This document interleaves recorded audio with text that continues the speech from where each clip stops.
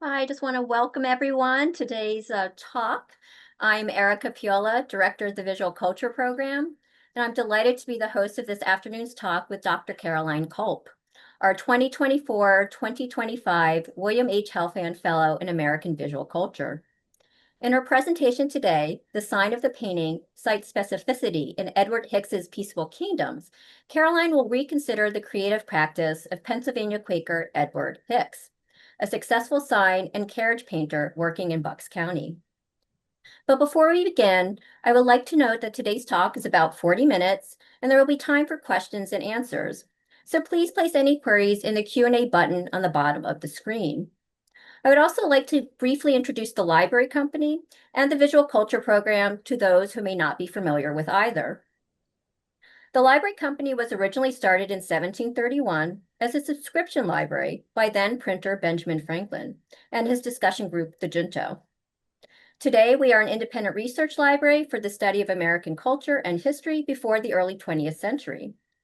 Our rich holdings include over 1 million books, graphics, ephemera, and art and artifacts, and comprise subject strengths such as African American history, women's history, and visual culture. The latter inspired the implementation of the Visual Culture Program with the mission to promote visual literacy through the creative use of historical visual materials, and supports exhibitions, research fellowships, publications, acquisitions, digital projects, and public programs. The Visual Culture Program seeks to facilitate talks, such as today's, that confront, explore, and complicate the social construction of what we see, how we see it, and why we see it as we do in our understanding of the mass visual culture of the nation before 1950. Relatedly, I also wanted to quickly mention that although the application cycle for the 2025-2026 William H. Helfand Fellowship in American Visual Culture has passed, I hope some of you in the audience will apply next year. Please see the chat for the link to the information page. And with that said, this afternoon, we are most fortunate to have Caroline join us and to learn about how the Library Company's collections, including graphic materials related to sign painting, landscape prints of Pennsylvania, and animal imagery, supported her study of Hicks and his most well-known work, the series Peaceable Kingdoms. Caroline's tact of exploring the high and low art connections within his paintings is one that is a through line between many of our visual culture holdings and was a fruitful subject for inquiry during Caroline's fellowship at the library. Now it is with great pleasure I introduce Caroline Culp, who is the Warren Family Assistant Curator at the American Folk Art Museum in New York City.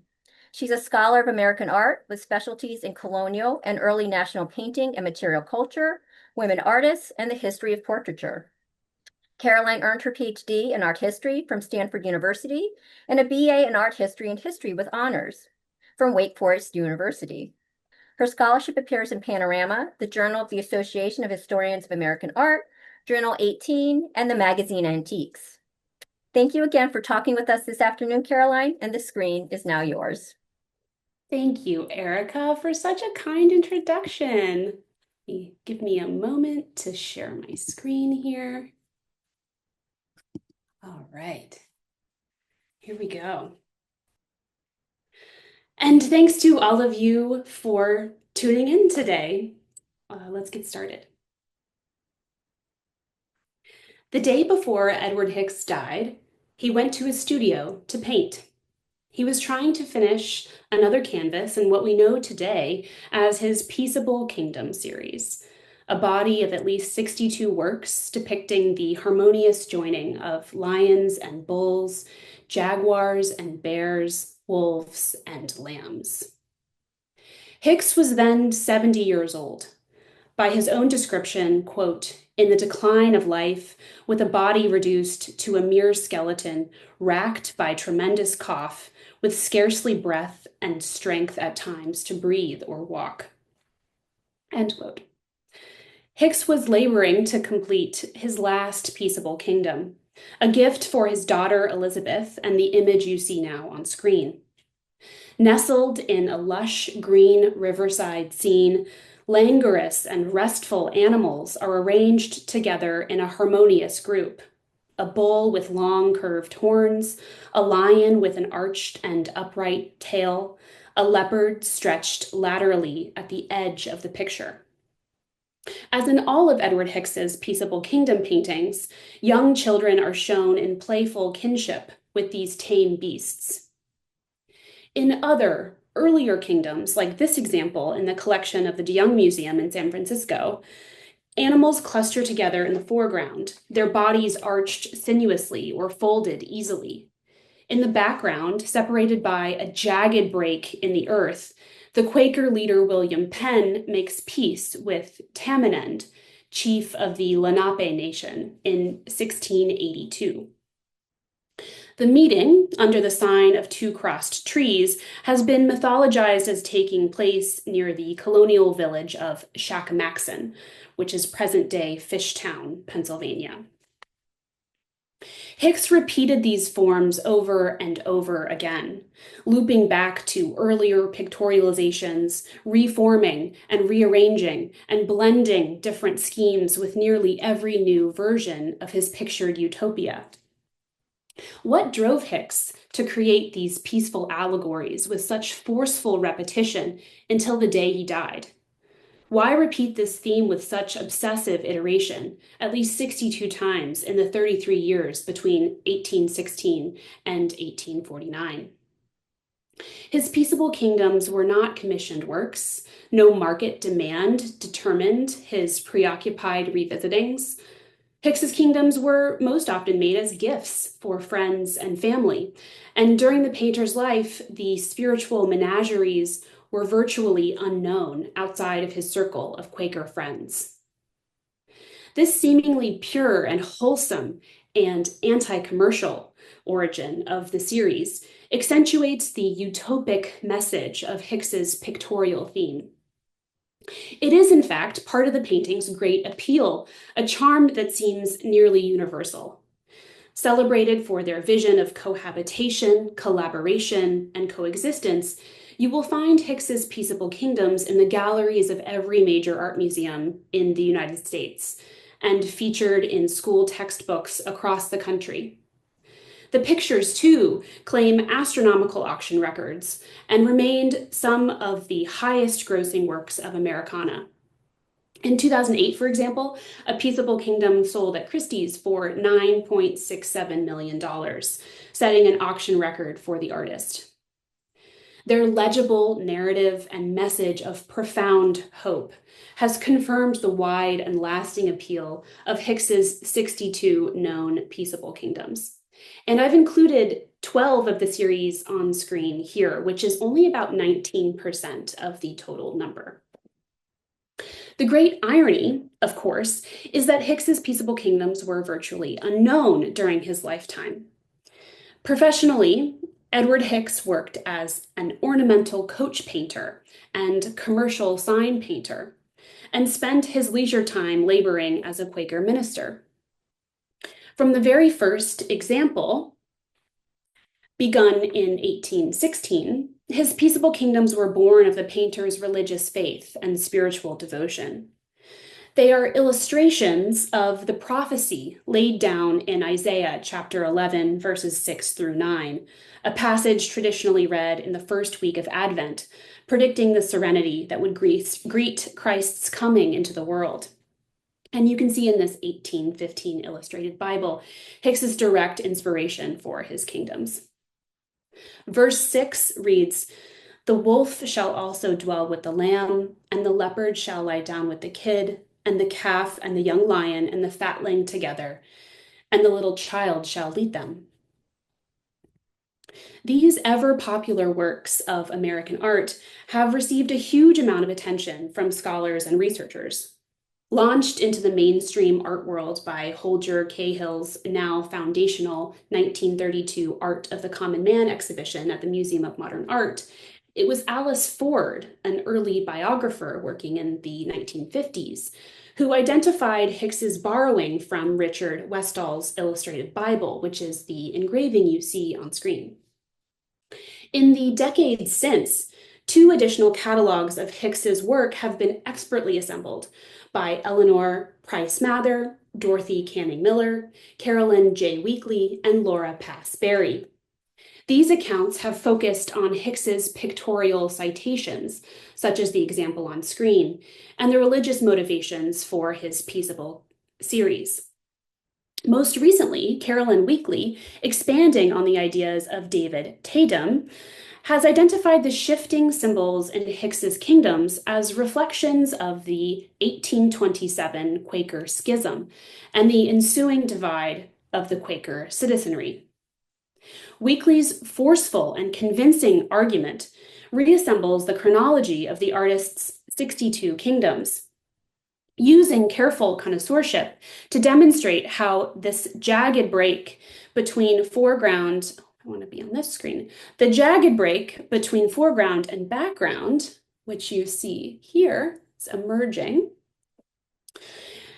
in the same year as the Quaker Schism, 1827. This was a feud that rocked Hicks and his community of Quaker friends. As any new study of Hicks and his work, this study owes much to the accomplishments of these foundational scholars. My talk today builds on their perspectives, but departs from them. Instead of contextualizing Hicks's work within his Quaker worldview, which, though necessary, can be limiting, I reconsider Hicks's canonical kingdoms as fundamentally in dialogue with the artist's primary profession. Trained as a sign and carriage painter, ornamental painting was Hicks's chief source of income and the main consumer of his time. Likely, the oldest surviving artwork by Hicks is not, in fact, a Peaceable Kingdom, but this shop sign for a carpenter. 2 nail holes on the face of the board evidence the places it was affixed to the front of Henry Van Horn's shop. Here are the nail holes, 1, 2. In the late 18th and early 19th centuries, trade signs of the kind Hicks painted were produced by painters as specially designed site-specific works.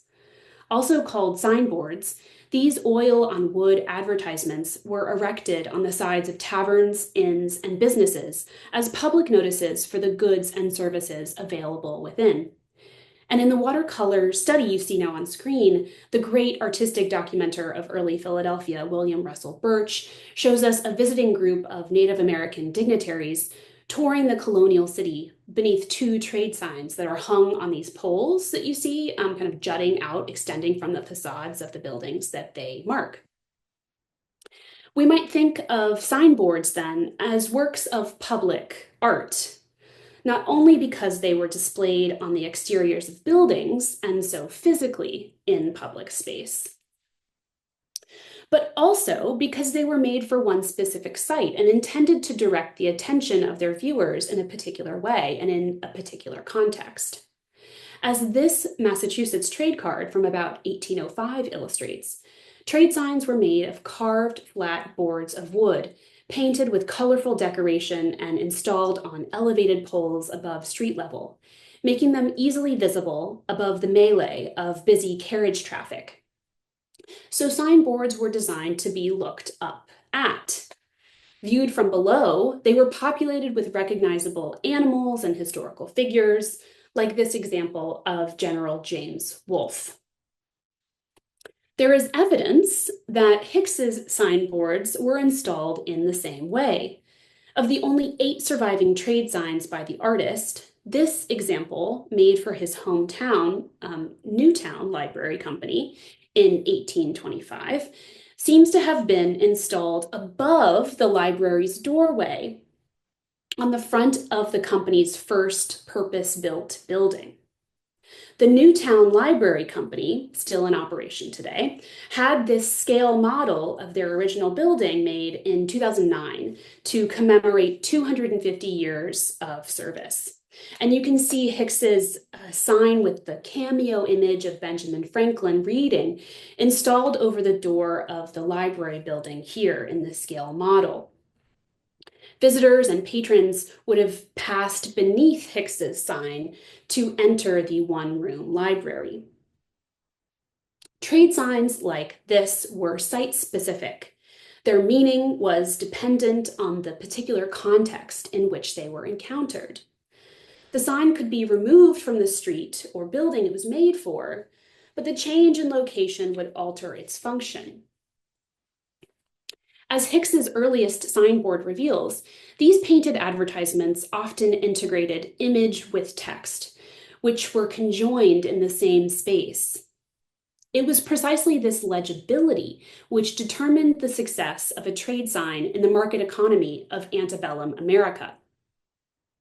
Motivated most of all by commerce, signboards were both advertisement and art, and had to be able to speak fluently to a local audience in order to successfully amplify a business's trade. Long entrenched divides in the discipline of art history have separated the study of so-called fine art, like easel paintings, from folk art, like signboards, a division that reflects inherent biases for high culture over low commerce. Accordingly, separate consideration has long been given to Hicks's sign paintings and carriage decoration on the one hand, and his easel paintings on the other. While writers have noted in passing the, quote, artful artlessness of Hicks's modified signboard style in his kingdoms, end quote, consideration for his sign business has never been fully integrated into the study of his easel paintings. I would like to suggest that, in fact, Hicks's decorative easel paintings, in other words, his so-called fine art pieces, cannot be fully understood outside the context of commercial trade signs, objects traditionally labeled folk art. By taking seriously the pedestrian rhetoric of signboard painting, with its intertwining of place, space, and local iconographies, this talk argues that the modes of visual rhetoric found in signboard communication were foundational to the expressive force of Hicks's easel paintings. Put in simpler terms, a great deal of the appeal and meaning in Hicks's fine art hinges on the various influences of his professional training. Most of all, the trade sign's vernacular language of legibility, strong graphic appeal, and colorful narratives. Looking to the comparison on screen as an example, Hicks's earliest surviving signboard, which you see on the left, shares many physical and visual affinities with one of his earliest surviving Peaceable Kingdoms on the right. If you look closely, you will see the horizontal split in the surface, indicating the artist was using the familiar materials of his shop signs for this early landscape, which was actually made as a fireboard, a decorated wood panel made to sit within a fireplace when it wasn't in use. So it just fit right in the hole there. Perhaps the most obvious way this Peaceable Kingdom resembles a trade sign is its schematic use of text, which is worked in a wide band directly onto the surface of the board, around the outside of the picture, as well as at the top of the frame. The whole is surrounded by a custom-built painted wood frame, just like the artist's commercial signs. Even as Hicks shifted his early Peaceable Kingdom motif from board to canvas, as in the example on screen, still text is deployed schematically into the composition and onto the canvas itself, not merely on the frame. As in period signboards, text becomes a visual element in addition to being a verbal one. By reconsidering Hicks in this way, I directly address those critics who have derided Hicks's repetitive Peaceable Kingdoms as derivative amateur paintings. That's a quote. To show instead how such dismissive simplification mistakes Hicks's imagination for error, formula for imprecision, and appropriation for mechanical copying. This recalibration of inherited histories offers new perspectives on the relationship between high and low in American history and recovers the conceptual complexity and alternative wisdom of artistic practices beyond the academic tradition. In reclaiming Hicks's aesthetics, reframing them as deliberate rather than naive, I explore three key facets of the artist's method: his use of systematic spatial divisions, his commingling of text and image, and his deployment of hieratic scale to create diagrammatic narratives easily understood by period viewers. So I'll divide the remainder of this talk into roughly 2 chapters. First, a discussion of trade signs, highlighting their conceptual nature and with particular attention to signs by Hicks. And in chapter 2, a discussion of how these trade signs relate directly to Hicks's other easel paintings, most of all his Peaceable Kingdom series. I had the very good fortune to study these topics at the Library Company of Philadelphia last year. With the generous support of the Library Company's wonderful patrons, including the late and great William Helfand, I was able to take advantage of an amazing wealth of documentary and archival riches at the LCP. I spent weeks combing through photographs, prints, books, manuscripts, and letters to study the history of sign painting in the Delaware River Valley of Pennsylvania from the late 18th century through the mid-1850s.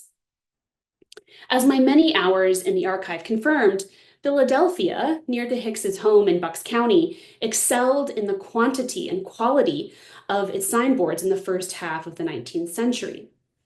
Names like the Golden Lion, St. George and the Dragon, Noah's Ark, the Durham Ox, Sign of the Black Bear, Bacchus and the Leopard, and Bird in Hand reflect the influences of heraldry, biblical imagery, and folklore. As well, such a catalog of likely fauna recalls precisely the animals Hicks painted into his kingdom theories. Pennsylvanians were so dedicated to commercial signcraft that at least 12 towns in the state are believed to derive their names from signs, including King of Prussia, Bird in Hand, Blue Ball, Red Lion, Lionville. Hicks almost certainly knew the sign you see now at the left of the screen for the Red Lion Inn, which was originally in Bensalem in Bucks County, painted by an unidentified artist.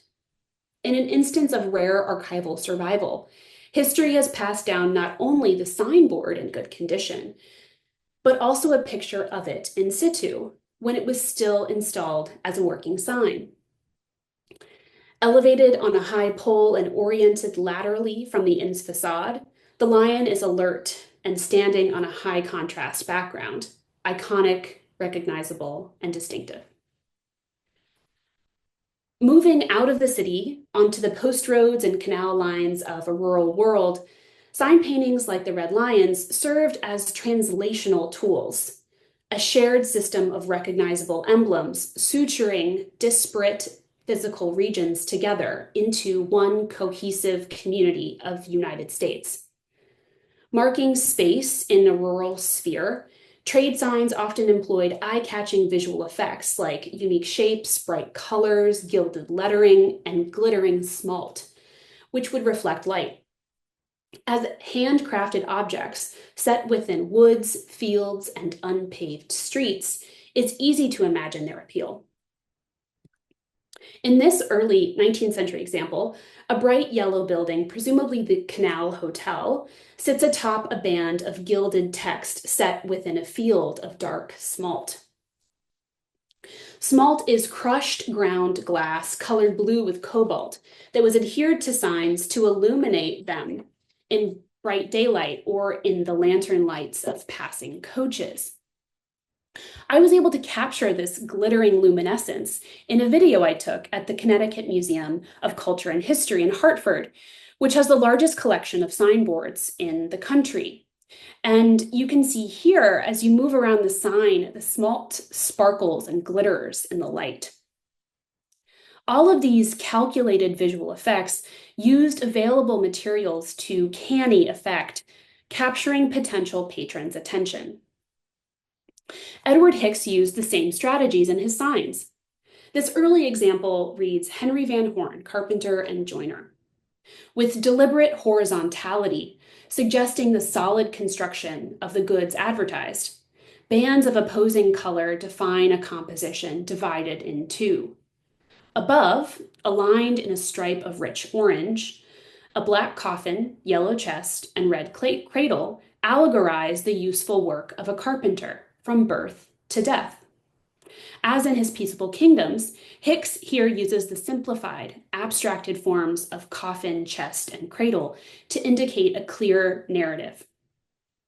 Also, like his kingdoms, the organization of pictorial space is fundamentally conceptual, utilizing color and line to indicate separate spatial planes. So we can understand the orange to be representative of 3 dimensions and the black 2 dimensions. Hicks's sign divides space in meaningful ways, indicating how top and bottom, image and text should be read interdependently. The sign is also just pleasing to look at, as the modern swoop of those cheerful white letters stretch across the long rectangle of the board. Hicks had intended for his lettering to sit symmetrically within the text panel, but mistakenly added an E on the end of Van Horn. The carpenter, understandably miffed, evidently scratched out the offending letter. And let me see, I'm talking about this area right here. And you can maybe vaguely see the hint of an E under this orange paint. Hicks's signboard was like a visual diagram, where spatial divisions can be read as formulas for solving a 2-part equation that was complex, detailed, and nuanced. Other signs of the period used similar visual strategies, playing on their viewers' sense of humor and fun.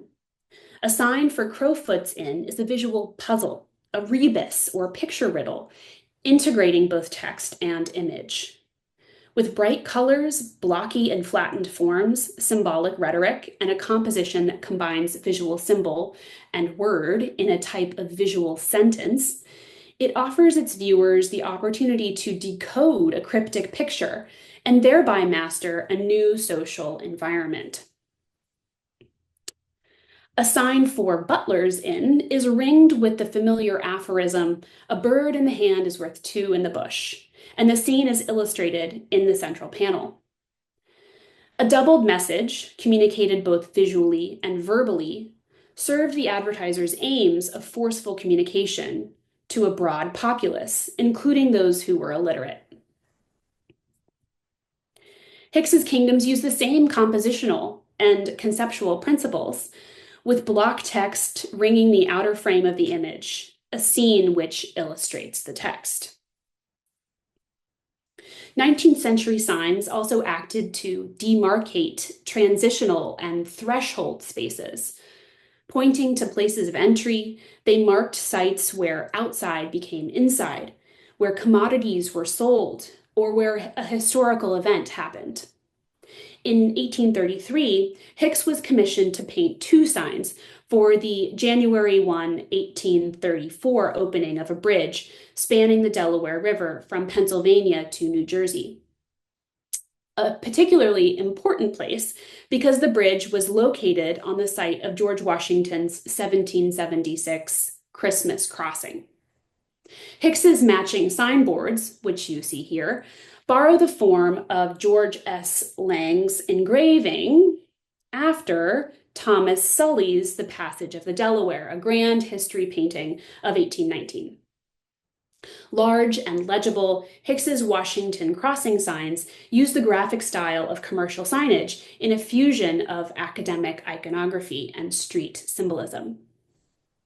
Copying Sully's pictorial composition, Hicks added a large strip of text below the Baroque scene. The gold lettering on black ground reads, "Washington crossed here, Christmas Eve, 1776, aided by Generals Sullivan, Greene, Lord Stirling Mercer, and St. Clair." The situatedness of Hicks's 2 signs in this specific place functioned as memorials, pointing viewers who were crossing the bridge to the significance of the place where they stood and the passage they were about to undertake. But the site specificity of Hicks's signs had another commercial dimension. I think we can reasonably assume these signboards were commissioned by the bridge builders, the Taylorsville, Delaware Bridge Company. Appointed by the New Jersey and Pennsylvania legislatures, the company constructed an 875-foot covered timber bridge, opening it as a toll bridge in 1834. And you can see a later iteration of that same covered bridge in the photograph here, which is a wonderful gem from the library company's collection by a Philadelphia photographer. We know that these signs were installed on the entrance of the bridge, so that could have meant under the eaves of the covered bridge here, or somewhere in this general vicinity on an elevated pole. So these rather grand signboards marked the special importance of the bridge, helping to attract additional traffic and collect more toll fares from the Taylorsville, Delaware Bridge Company. Travelers passing Hicks's painted markers were made to feel as if they reenacted Washington's fabled 1776 journey across the river as they moved over the bridge. These signs worked to mark a place, one particular place. Concerning the value of site-specific works of art, such as these, the art historian Mawan Kwan has asserted that site specificity is a broad category which concerns, quote, the citing of art as a spatio-political problematic, end quote. About the particulars of place-bound identity, the specificity of the art-site relationship, and site-bound knowledge and experience, site-specific is a usefully applied lens through which to analyze signboards. The term site-specific is imported from the field of modern art, where it originated with minimalism in the 1960s and grew with land art pieces, some of you might know, like Robert Smithson's Spiral Jetty, and the conceptual art movement in works such as Fred Wilson's Mining the Museum. By calling signboards site-specific works of art, we can recover a previously overlooked category of meaning in their production and reception. Installed outdoors and subject to wind, rain, snow, light, heat, frost, dust, and humidity, signboards' site specificity took a physical toll. This sign, depicting Penn's Treaty, painted by Hicks in 1844, is one such example. Over the life of the object, signboards often became palimpsests, visual archives recalling the events of a singular place. With paintings and repaintings, moves and changes in ownership, many trade signs display multiple layers of paint, each with a different date, like the sign for Bissell's Inn, where the curved top of its bonnet reveals the faint marks of the year 1777 under 1790. And you can see here just vaguely, maybe a little 77 under 90. As the historian Susan P. Scholwer notes of these objects, quote, unlike an easel painting, which is generally understood to have a single date of production, with any subsequent work regarded as intrusive or subsidiary, a sign painting is more often than not a layering of equally legitimate artistic performances, each enacted as part of the object's functional life, end quote. It was not uncommon, for example, for trade signs bearing the likeness of King George III to be repurposed after the American Revolution, painted over with the portraits of heroes from the American colonies. These acts of public refashioning reflected a collective rebranding so powerfully symbolic they made their way into popular fiction of the period. Washington Irving's popular tale Rip Van Winkle, first published in 1819 and contemporary to Hicks's works, makes the signboard into a symbol of recollected place, bridging generations.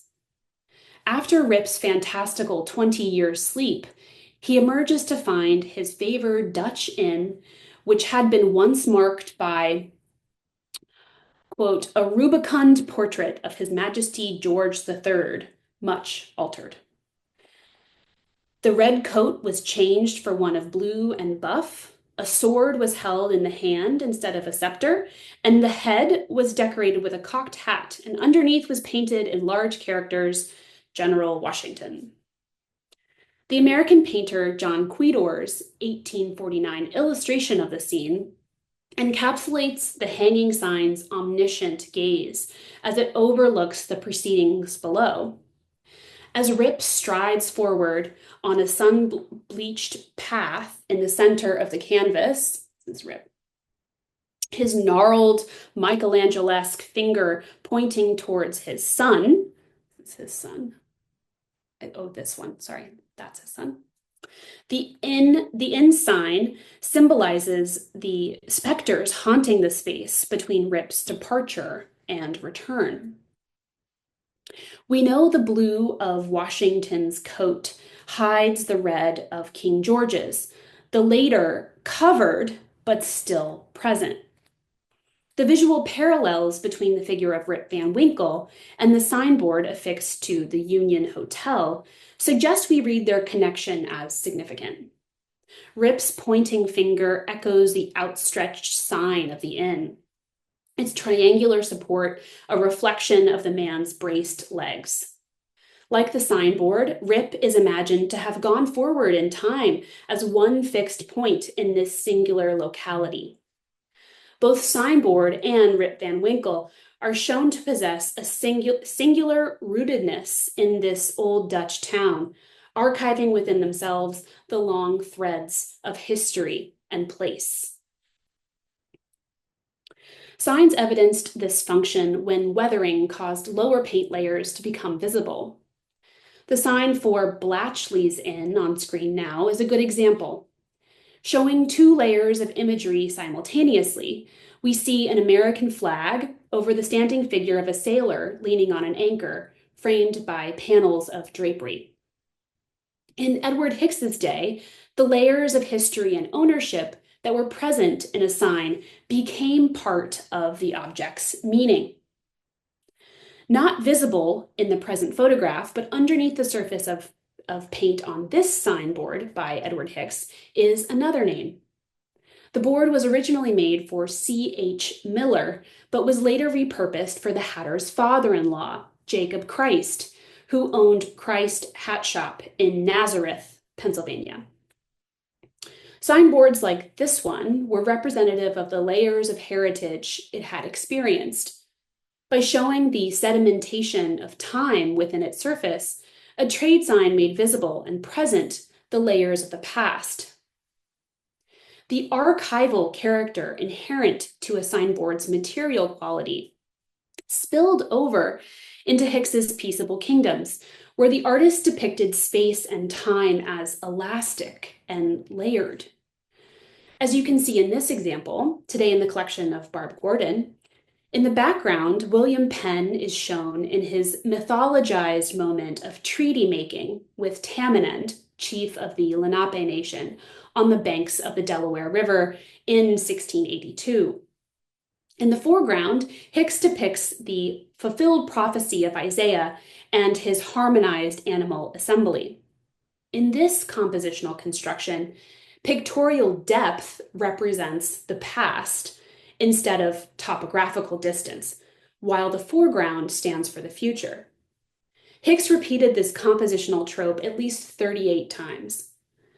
Like his commercial signboards, his Peaceable Kingdoms were interested in the way time becomes layered in symbolic objects.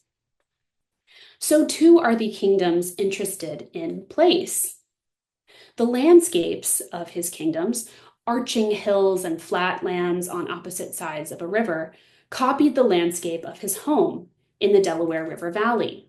And this observation is, I think, particularly salient in the juxtaposition on screen with the comparison of a print by George Lehman and this early version of the Kingdom series today in the collection of the National Museum of Wildlife Art in Wyoming. So we can think of Hicks taking inspiration from his home landscape and placing these utopic pictures in the Delaware River Valley. It's clear Hicks was supremely devoted to showcasing his local landscape as defined by the Delaware River, especially because he so consistently included the representation of Penn's treaty with Chief Tamanend, which he conceptualized as a kind of iconic event in the history of Pennsylvania. He repeated this quoted event from Benjamin West's original painting. Hicks would have been familiar with the composition through engraved reproductions, like this example. And Hicks would have felt a great kinship with West, who was a fellow Pennsylvania Quaker, a sometime sign painter, and one of the best known of America's early artists. Thus, Hicks's Peaceable Kingdoms resonated with local value, most of all the at least 24 examples which include depictions of the Delaware Water Gap. As you see in this juxtaposition, the gap was a favored Pennsylvania subject for artists in the early 19th century. The Delaware Water Gap is a wide canyon-like opening where the Delaware River cuts through a large ridge of the Appalachian Mountains. And this is a modern day photo, obviously, of the gap. And you can see the unique shape of the mountains that Hicks so deliberately quotes, especially on the right with this softly curved shape of a kind of an inverted bowl of this right side here. It's clear Hicks was quoting this particular site and its topographical anomalies in his Peaceable Kingdoms. In the 19th century, Pennsylvanians were interested in the geological origins of the Delaware Water Gap and compelled by the sense of deep time it symbolized. It was narrated as astonishing and sublime and understood to be one of the, quote, great geological transformations that have taken place in the primary condition of Earth's surface, and a reminder of our own wasting lives and the instability of all sublunary things. Like a signboard hung in front of a business, Hicks's incorporation of iconic Pennsylvania landscapes in his Peaceable Kingdoms lends the works a sense of locality, regionalism, and for his intended viewers, immediate legibility, all qualities valued in his work as a sign painter. Hicks also incorporated landscape scenes into his sign paintings. Of the 8 surviving signboards we can responsibly identify as by the artist's hand, 1/4 feature landscapes. This unorthodox composition and notable weathering has resulted in a lack of attention from scholars. But I think that there's a lot to learn in this signboard example about Hicks's affinity for clever visual narratives deployed for commercial advertisement. While at first glance, parts of the picture might appear naive, with an incorrectly applied 3-point perspective in the central shelves, if we overlook this unsuccessful attempt at realism, we can see the schematic character of the artist's spatial organization. Hicks divided the long rectangle of the board into 3 spatial planes: the central square of recessed shelves with a dynamic display of stovepipe hats and 1 bicorn hat, which is flanked by 2 side panels depicting a landscape scene. These 2 main spatial planes cap a 5-inch band of text set in a field of maroon, with Jacob Christ Hatter centered in block text. The central panel pulls from local advertisements for hatters in nearby Philadelphia, like this example of a period trade card from A. Russell and Company, which markets ladies' fur muffs, tippets, pelerines, and boas, as well as gentlemen's fur caps, collars, and gloves. The 2 landscaped side panels to either side of the hat display are intended to be read as continuous and related to the goods on offer. On the left, a spotted dog pursues a wary fox. On the right, a seated, essentialized representation of a Native American figure holds a bow and wears a quiver of arrows. Hicks's schematic and deliberate division of pictorial space effectively works as a stage set, giving a romanticized and idealized sense for the natural origins of the hats and furs sold within. Hicks also uses non-realistic, hieratic scale in the Christ trade sign, an artistic technique where the size of objects corresponds to their relative importance. In this system, the large scale of the hats demonstrates their proportional importance. Rather than understanding the wonky aspects of this commercial composition as naive or primitive, I interpret Hicks's use of systematic spatial divisions, his commingling of text and image, and his deployment of hieratic scale as deliberate and intelligent tools of legibility. Hicks's Peaceable Kingdoms function in similar fashion, purposefully dismissing mimetic form at the behest of narrative. His carefully crafted aesthetic features animals advertised in their most expressive forms. Lions, oxen, and tigers are shown in mnemonic silhouette rather than in perspectival elevation or trompe-l'oeil realism. In this example, today at the National Gallery, the foreground's animals exist in an impossible space, slotted together vertically almost like Tetris pieces.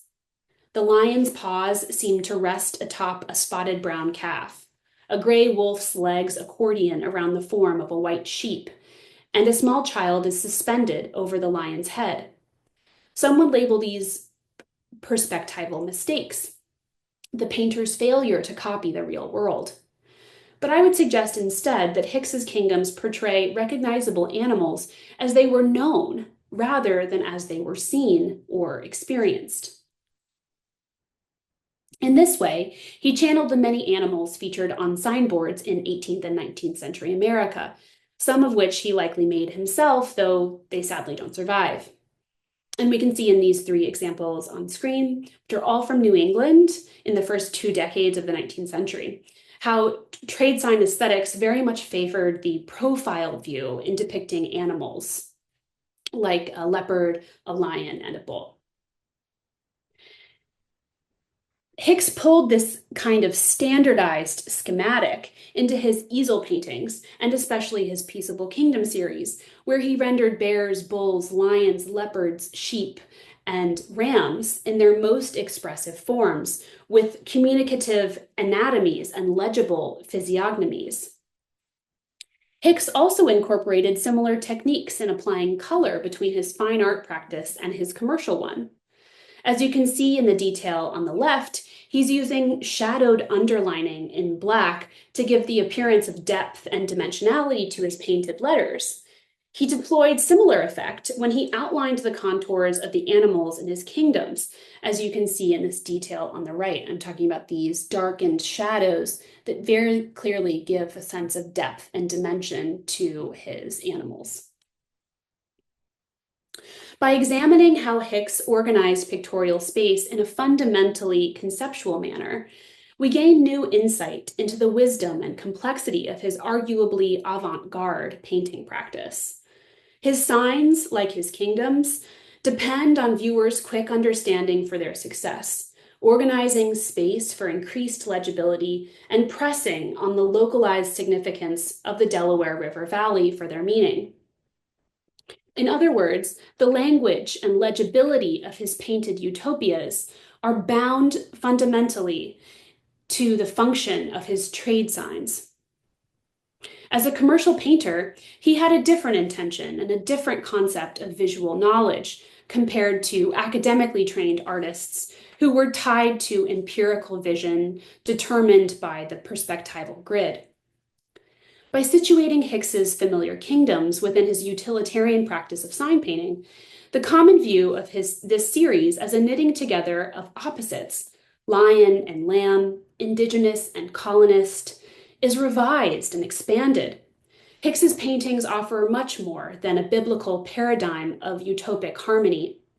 They help us to understand the connection between public and private spaces, religion and commerce, and the presence of the past in 19th century American life.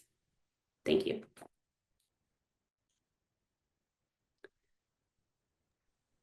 I'll stop This was sharing my this screen. was wonderful, Caroline. This Oh, was like thank such you. such a treat. Thank you so so much.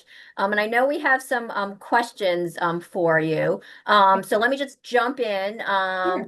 About 10 minutes for questions. So let me just instead of indulging myself, let me ask the questions that that the audience has Okay. asked.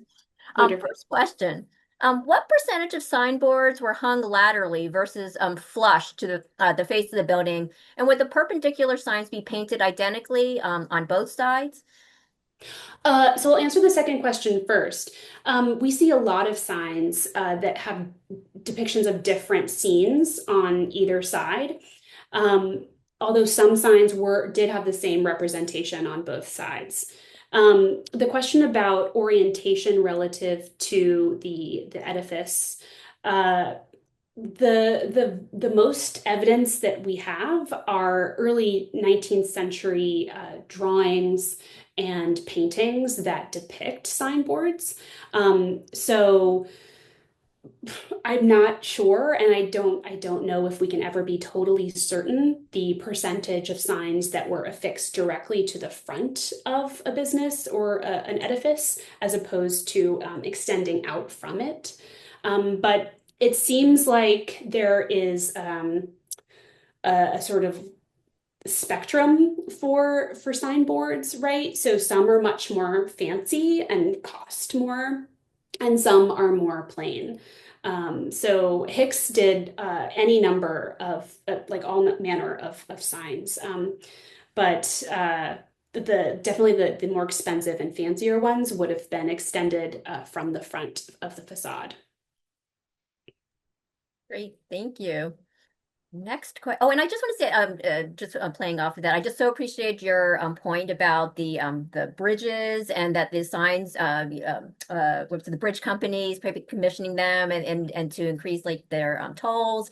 Great point. Um, Yeah, these are definitely commercial yeah. objects. And I think that's part of the reason why they haven't received as much attention from scholars is because they are utilitarian objects made for commercial use. And so they are sort of fundamentally opposed to how we think of fine art work, which is decorative and intellectual, right, fundamentally.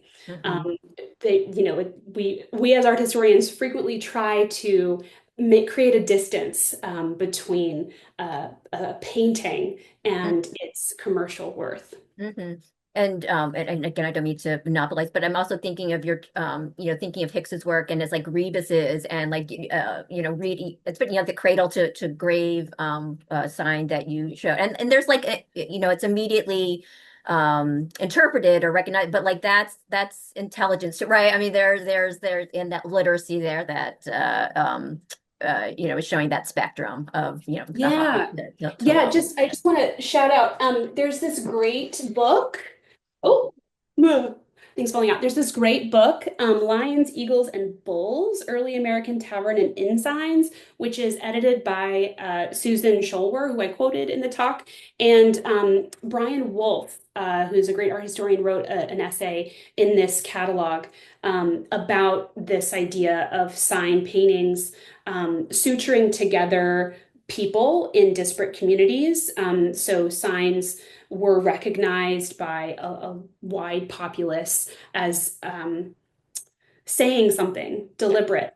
Yeah. And that helped to bring people together. That's what Brian Wolfe argues in this book. So if you're interested in sign paintings, this is an unsolicited shout out to It's this great book. very convenient. It was right behind you there. Yes.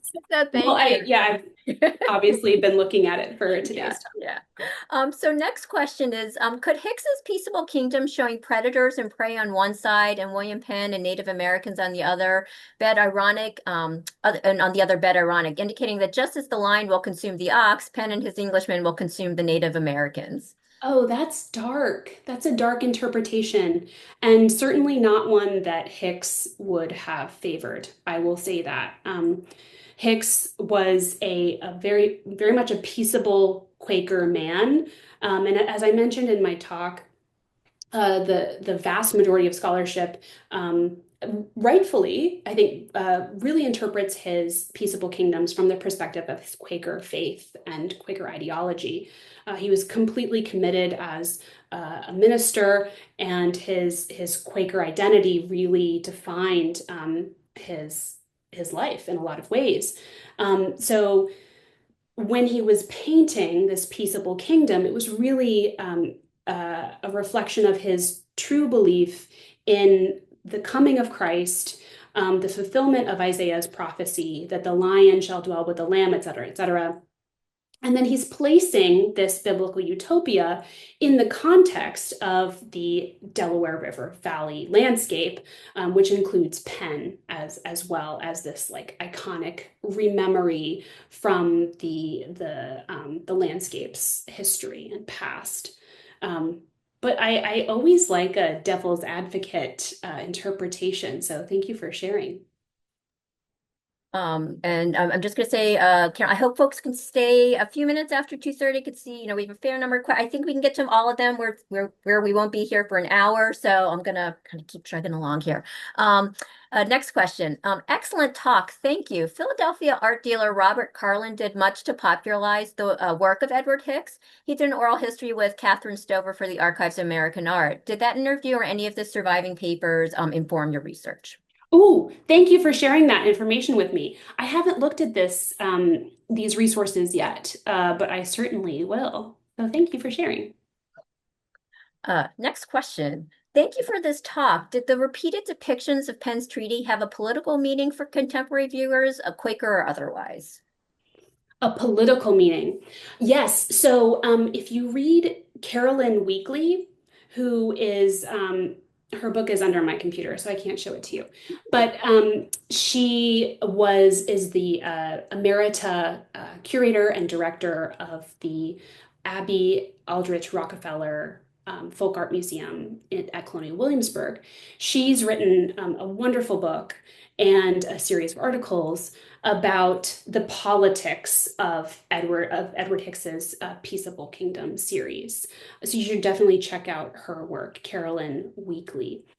She shows how, and I mentioned this early on in my talk, how Hicks is he's really bringing these symbols and messages to the fore in an important moment in his life as a Quaker.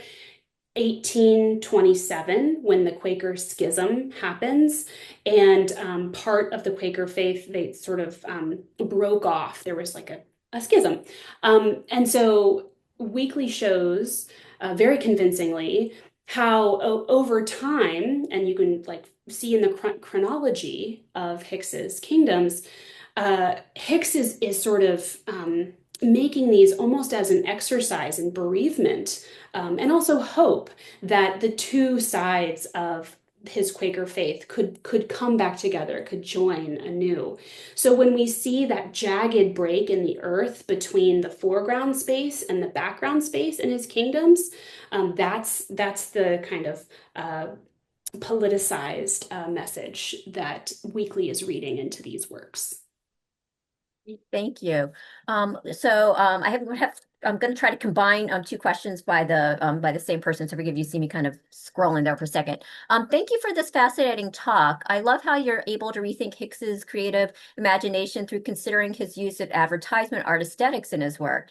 Relatedly, I'm reminded of Jennifer Greenhill's work on 20th century advertising and consumer art, and I'd love to hear more about how you see this use of craft and functionality shaping notions of art and advertising later in the 19th century. Part B. But for more of a question, I keep thinking of how you describe Hicks as thinking of space and time as elastic. I really love that. I have to say I love that description too. And I wonder if that plasticity is a way of thinking of his use of curious perspective and palimpsest. Yes, I think so. I think that's what I am seeing and what I'm trying to interpret in these works. That Hicks is seeing in the signboards, which is his primary profession, a kind of layering of time that happens through weathering, and through the necessary repeated paintings of these commercial signboards.